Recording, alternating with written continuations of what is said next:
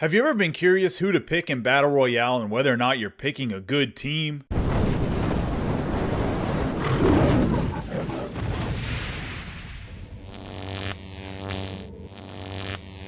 Ladies and gentlemen, boys and girls, children of all ages, this is Hopeful Chewbacca back at the Church of Chewbacca, and today this video is something I've never done before, even in last year's game. So I do play quite a bit of Battle Royale, and I kind of have my favorites at bronze, silver, gold, and then the low diamonds, the 85 to 89. I'm going to knock out all of my top 10 players in each of those. I'm not going to label them 1 through 10 because to me they're all kind of interchangeable. Just kind of depends who you get in that particular Battle Royale draft. But it's going to be my favorite 10 guys at bronze, my favorite 10 guys at silver, my favorite 10 guys at gold, as well as the 85 to 89 diamonds. And then in the description of this video, as well as the first pinned comment, I'm going to post a Google Doc once I finish it that will create an entire tier list of all of the bronze, silver, and gold players, as well as those low diamonds that kind of let you know who's S tier, A tier, B tier, C tier, and then guys that should probably be avoided at all costs if you can while drafting your team for Battle Royale. Let's get into it. Bronze players. The first bronze player that I want to go over here is Dylan Carlson. He's a switch hitter, outfielder for the St. Louis Cardinals. Just has a very glitchy swing, and he's kind of pretty even keel for his contact and power against righties and lefties. He has a pretty decent fielding at 74 fielding and 88 arm accuracy. Only 50 arm strength, so I probably play him in left field compared to right field. But he's kind of sneaky fast with the 76 reaction and the 64 speed. Just seems to have really good animations. This year he had him really last year. Just the glitchy swing and everything has him as one of my favorite bronze players to play with. Next, we have Jed Jerko. He's a first baseman by trade, but he can play all over the entire infield, so I really like his flexibility. He's never going to play up, though, for a live series player until he gets signed to a team, because right now he's a free agent. But he hits lefties really good, has a glitchy swing, so he's just kind of a lower option for a guy maybe at the back end of your lineup that can actually crush lefties. And then his fielding really isn't that bad. 72 fielding, 81 reaction. He can play first or third base preferably. Probably wouldn't play him at second or shortstop because of the slow speed at 3 speed. But overall, I really like Jed Jerko. I don't think he gets enough love for Battle Royale. He's one of my favorite bronze. Next up, we have David Dahl. The left-handed batting, right-handed throwing outfielder, plays for Texas Rangers now, was a longtime Colorado Rocky. Unfortunately, today he's playing down, but I think he has one of the smoothest swings for a left-handed hitter. He's not the best defensively in the field, but a lot of these bronze cards aren't going to be the best defensively. I think he plays way above his attributes for hitting. He has pretty decent contact along with decent vision. The power isn't necessarily the best, but there are days when he's playing up that whether it's against righties or lefties, he's going to absolutely mash. David Dahl is going to make this list. I think it's pretty obvious that Jorge Soler was going to be on this list. I mean, you really can't have a Battle Royale list without Soler, as he is one of the best power hitters in bronze. I think eventually he'll get a bump to silver. I think he actually started the year in silver, right? He just got downgraded down to bronze. So right now he's on the bronze list. He'll probably get onto the silver list if he gets another bump up. He hasn't been playing great. He kind of started off hot in the beginning of the year, but he's batting like 200, I think, right now. So we'll see what happens. Another guy with not great contact, but his power is tremendous. As you can see when he is playing up, his numbers are kind of redonkulous. Great glitchy swing. He's a liability in the field, though. One of the reasons why he's a bronze or low silver is fielding-wise, he's not very good in real life, not very good in the game, but definitely a nice power bat to have as a bronze. Dylan Betances has kind of slowed down in his... This is one of 3 relief pitchers I actually have on this list for bronze relief pitchers, because I think you can get a couple bargain buys depending on who else is in that bronze round with him. Dylan Betances just kind of has a goofy release. He's only a 73 overall in the game now. At one point in time, this guy was pushing for diamond maybe a game or two ago. He doesn't throw as hard, but he still has the nice combo of the knuckle curve and slurve on top of the 4-seam fastball, but he's a little bit wild still. He is tall, so he has that downward trajectory whenever he is pitching, but his hits per 9 and Ks per 9 are pretty good for a bronze card, so I wanted to give him a mention because I think in bronze you can get some value pitching that could help you in tight situations where you might go into extra innings, or maybe your diamond closer, if you went with a diamond closer, or your gold closers are just fatigued on like your 4th or 5th game and you have to go with a bronzy. Dylan Betances can be that guy. I think this is another guy that's probably on most people's list is Nico Goodrum. His primary shortstop, obviously, but as I mentioned whenever going to his 42 series card when he was on the top 10 of that list for the team affinities, is he has a super glitchy swing. He's a switch hitter, so he's always going to have a good lefty-righty, righty-lefty matchup. Can play all the positions: first base, second base, third base, shortstop, left field, center field, right field. He's pretty good speed at 75 speed. His reaction and fielding is very good. So literally you can play him all over the field. Has a lot of versatility. And that makes him valuable for a bronze card when you're coming to Battle Royale, because you don't really know position-wise how good of a player you're going to get. And that's part of drafting. That's part of the strategy to drafting. If you guys want to see a draft strategy video for Battle Royale, let me know. I'd be more than happy to do a draft and kind of go over what my thought process is while drafting. I could do like 1, 2, or 3 drafts or whatever, even if it's going to cost me a little bit of stubs. To put it in a video to kind of show you guys what my mentality is when I'm drafting my BR team. But I think Goodrum is one of those guys that's kind of important, and he's playing up right now. When he's playing up, he's really good. Overall, one of those cards, just very versatile. Reyes Maranta is one of those, I think, budget pitchers you can get again for the bronze cards when we're going over these. Right now, obviously, the Giants aren't playing, so who knows if he's normally playing up or down. However, he throws a fastball very hard at 97 miles an hour. Then he has a slider that goes 83 and a changeup that goes 88. So he has some good change of pace there. His biggest downside is a little bit wild. You can't hang pitches with him, but he throws hard. And a lot of times in Battle Royale, especially early on, if you have some pitchers that throw hard, guys just can't catch up with it. He could be a guy that you could possibly use in that second inning if you need to, or you could even use him as an opener if you really wanted to open up the game, depending on how many relief pitchers you have and whatnot for Battle Royale. Another guy that I think, just like the previously mentioned Dylan Betances, he can be used from a bronze pitcher's perspective. Danny Santana is another guy that's just like Niko Goodrum. Unfortunately, he's not on a roster right now, so he's never going to be able to play up or down, which could be a good thing if he's not playing down, depending if you have to do a couple days for a Battle Royale run. You don't have to worry about him ever playing down, but he also doesn't have the advantage of playing up. He's a switch hitter, can play literally all over the field, just like the Goodrum can. First base, second base, third base, shortstop, left field, right field, center field. Right-handed throwing. I just think he has a very, very smooth swing that allows you to make very good contact. Now, he is not the best fielder like Goodrum is, so I think he's a tier below what Goodrum would be.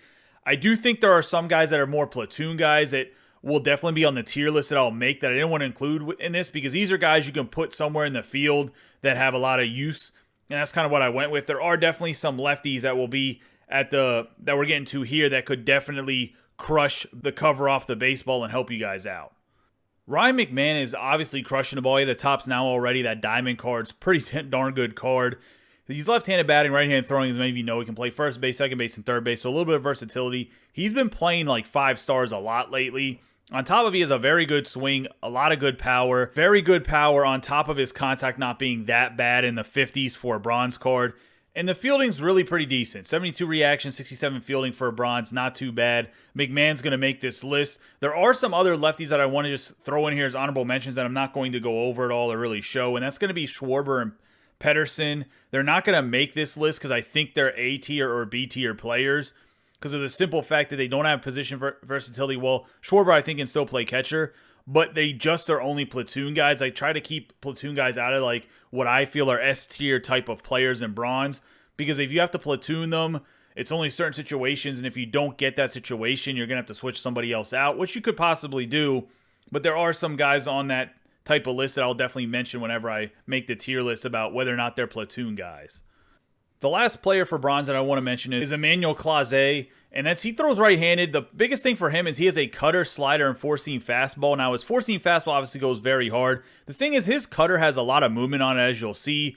65, well, actually, it's not that much this year. It's 65 pitch break, but it's enough movement to where it's harder to tell between the slider and the four-seam fastball, so you're always going to move right to left when pitching with him.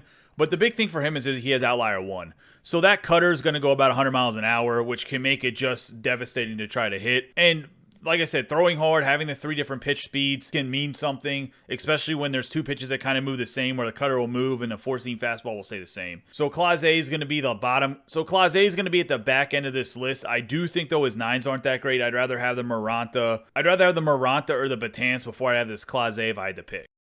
Silver players. This is a guy that could go gold at any time this year. It's Charlie Blackmon. Right now he's a 79 overall, but Chuck Nasty's one of those cards. Left-handed throwing, left-handed batting, can play left field and center field on top of his right field primary. Not a good defender by any means, but he has a nasty swing.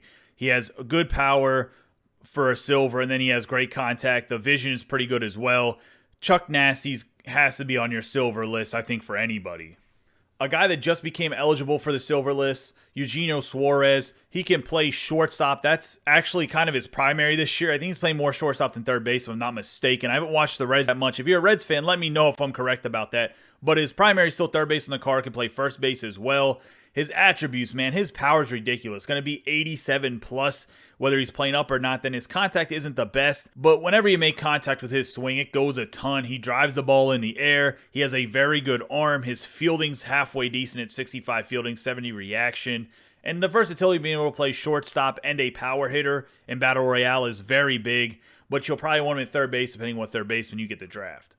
Another Cincinnati Red, unfortunately, he's playing down at 1 star today. I don't know who they're facing for the Reds, but 1 star is kind of just going to get beat up here. He's a second baseman, but can play third base and first base. Super good swing on Moose here. On top of decent contact at 62 plus for a silver. Great power against right at the 88, and then 73 power against lefties. Good vision, so his outer PCI is going to be gigantic. He has good vision as well. And then you're looking at his fielding, reaction, arm accuracy. Pretty good numbers. Not the best arm strength, so you'll probably want to play him at first base or second base. But he could also play third base. Hard hit balls, so he'll still get the ball over there. He is very slow this year, though, at 16 speed. The first relief pitcher that we have for the Silvers is the Aroldis Chapman rookie card from 2011. He throws his four-seam fastball 99, and then his slider is 88. His changeup is 88. I don't know if he has outlier 1 or not. We'll check right here. He does have outlier 1, so he's actually going to throw his fastball 102. Great nines, 105 hits per 9, 103 K per 9. The problem is he's wild. 18 base on balls per 9, and I think his pitch controls are very, very bad too yet. 48 for the fastball, 28 for the changeup, 63 on the slider. Has good break, though, on that slider, 89. I think he could be a great strikeout pitcher, especially for silver. Chapman's one of those guys, if you see him, you pick him. I think he might be at the very top of the S tier for the Silvers, especially for relief pitchers. Aldemar Mondesi never has great attributes, if I'm being honest, but it doesn't really matter because the card plays phenomenal. He's super fast, great defensively, can play shortstop, second base, and third base. I think everybody can agree he has one of the glitchiest, best swings in the entire game. And that's just what it is. I mean, Mondesi has always been a Battle Royale glitch. He has to be on anybody's list. Plus, defensively, he can make up a huge difference in range in the field at shortstop. One of the best Battle Royale shortstops ever in the game. Dominic Smith is another guy that has a very good swing. A lefty that plays left field, can play right field as well as first base. Personally, with his slow speed and his terrible fielding, I'd probably play him at first base before I even let him touch the outfield. But as you can see, great hitting numbers. 86 plus for his contact and power. Then against lefties, he's hitting 75 contact, 72 power versus lefties. Overall, just a really good swing. I think that he's somebody that could play first base for you, or you could always use him as a pinch hitter depending on what your lineup looks like. But Dominic Smith definitely has to be on the silver list. Another relief pitcher, he's a former Pirate, but he plays for the Padres right now. Unfortunately, he's hurt, but he throws a four-seam fastball, curveball, changeup, and two-seam fastball. It's Keon Kela. Right-handed throwing. He has pretty good nines at 93 hits per 9, 85 K per 9. His base on balls aren't bad at 51 and 66 home run per 9. Obviously doesn't matter too much online. The pitching clutch is 82, so not the best, but you could use him in the second or even the third inning of these short 3-inning BR games. I will say you're looking at his pitch velocity, 97. Good control on his pitches for a silver, at least for the two primaries. His curveball is nasty, 99 break, and it has that huge change of speed compared to the fastball. Does not have outlier 1, though. But overall, I do think this Keon Kela is one of the better relief pitchers in silver and a guy that you should pick up if you have an option. When he finally gets back to pitching, I think that he'll be playing up a lot because he has good numbers in the last 3 years. On top of he's had good numbers this year when he did pitch, that I think when playing up, he's even more exceptional in silver. Another guy like the Mondesi, his numbers aren't super overpowering, but he's a glitch. Like, honestly, a switch hitter with a super great swing. That's what Santander is. Mid-50s for his contacts, and then mid-70s, low 70s for his power. Not the best vision at 66, but that is what it is. He has 88 reaction, 83 fielding, 54 speed. Not the best arm. Obviously plays anywhere in the outfield. I'd probably put him at left field before right field, but even in Battle Royale, he could be your right fielder. His arm's not that bad. He does track the ball a lot better than what his speed shows at 54 because he does have that good reaction and fielding. The last pitcher in silver that I have on my group of players here to go over is Jose Leclerc. 4-seam fastball, slider, changeup, 2-seam fastball. So pretty decent pitch repertoire, but once again, great nines at 96 hit per nine, 102K per nine. He does not have outlier 1 though, so it's going to only go 97 for his fastball, but he has great change at pace on his pitches. Biggest concern is he's going to be a little bit wild. You can see from the pitch controls are not great, 47 or lower. On top of his base on balls per nine is 26. So it's just something to think about, but he does have nasty pitches. So if you can control him, you can control him. Probably a guy that if you're a pinpoint pitcher you'd want to go with possibly would be your best bet. I guess you could get away with Meter. I think on analog he might be too wild, but he has great stuff, so you might be able to get away with it. For silver, Franmil Reyes has one of the most ridiculous batting attributes. For a silver player, Franmil Reyes has some of the most ridiculous batting attributes. As you can see, 76 contact versus righty, 80 contact versus lefty, 95 power versus righty, 83 power versus lefty, and I think that's says it all for Battle Royale. It's on All-Star. He's going to absolutely mash. Defensively, a liability, as you can see from his defensive attributes. But I think he has to be on this list. And I'm going to give you a bonus pick for the Silvers, a guy who I think is very close to S tier. He might not quite be S tier, but I think it's up for debate, and let's go over him. Gleyber Torres is one of those guys that I don't know if he'll go gold this year or not, but he's another person that's suitable for silver. The only reason he's not on the list, I originally had him on there before Suarez got dropped down to gold, is I think that the Eugenio Suarez is just a better option and kind of the same player. But Torres is very good, can play second base, third base, and shortstop, has a good swing, great power against lefties at 90 power, 77 power versus righty. The vision, contact, those are pretty decent. The biggest thing for me is that he's not very rangy at all. His fielding's only 49. His reaction's 51 with 40 speed. So playing second base or shortstop, I don't think it's really that great. I think you're going to have to almost play third base with him. And I think there's a lot of good options at third base. That's the Torres, but he's just so good of a hitter that it's somebody you might be worth picking up. So in the intro, I did mention that I was going to go over bronze, silver, gold, and diamond. However, I realized that the video was a lot longer than in my head I thought it was going to be. So I'm going to cut the video off here on the bronze and silvers, what I think are the best groups of 10 each. Well, obviously I gave you 11 silver, and I actually technically gave you 12 bronze if you count the Schwarber and Pedersen picks, as well as you could throw in Travis Shaw and Mitch Moreland for platoon guys with that Schwarber and Pedersen that are all lefties. Kind of whichever one you get. If you got all four, you just kind of pick whichever one you like the most. I'm going to end the video at the bronze and silvers for right now. There will be a second video that comes out very shortly after this one that will go over the gold and diamonds to give you guys an idea of those. I'll put the spreadsheet on both of them. The spreadsheet will include all 4 different tiers of cards. Obviously, we're not going to go over commons. I know you have to pick a couple commons. I would just get them as starting pitchers that you never use that are your 4th or 5th pitcher. But that's something for a different video. If you want to see how to draft your BR team, by all means, let me know. I'll create a video for it. Let me know who you guys have as your favorites for bronze and silver players for Battle Royale. I'd love to hear who your favorite picks are. Do you agree with some of mine? Or maybe you think that my list is not complete and you're like, how'd you forget this guy? Let me know. I'd love to hear you from the comments down below. Also, give this video a like. Likes really help the video, pushes it out to other people on YouTube. It really helps the algorithm. And as always, I appreciate all of your guys' support. Don't forget to subscribe, hit the notification bell so you know I'm uploading more videos. You guys have a great day and be safe.